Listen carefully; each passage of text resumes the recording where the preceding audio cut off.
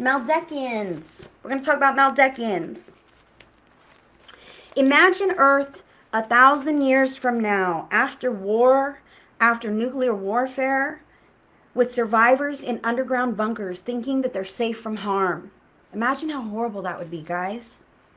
After a huge war on their planet that was utterly destroyed, many souls from Maldek scattered across the universe, and some of them did in fact land here on Earth. So notice they've been through a whole bunch. Their planet was destroyed, okay? They tried to survive underground and ended up fleeing if they made it out. So Maldekian starseeds, they might be a drifter in life, or they might always feel lost. They might feel a longing to find the right home, but never really attaining it. And that's because their subconscious really knows that their home planet is gone. A Maldekian starseed may be diagnosed with manic depression or anxiety disorder. They may have wisdom, but they've never had to read a book.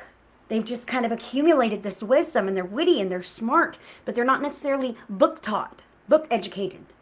They can be very happy, but behind their eyes, sometimes there's just a sadness that you can't get rid of. They are strong-willed, stubborn, and easily bored.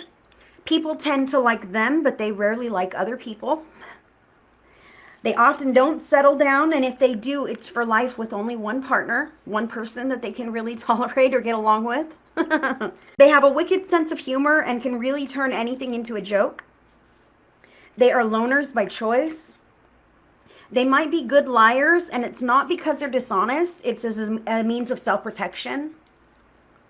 They may have an interest in dark magic, the dark arts, but they would do this kind of in secret because they don't want people to think badly of them. They might kind of have engaged in that in younger years or something, or still do.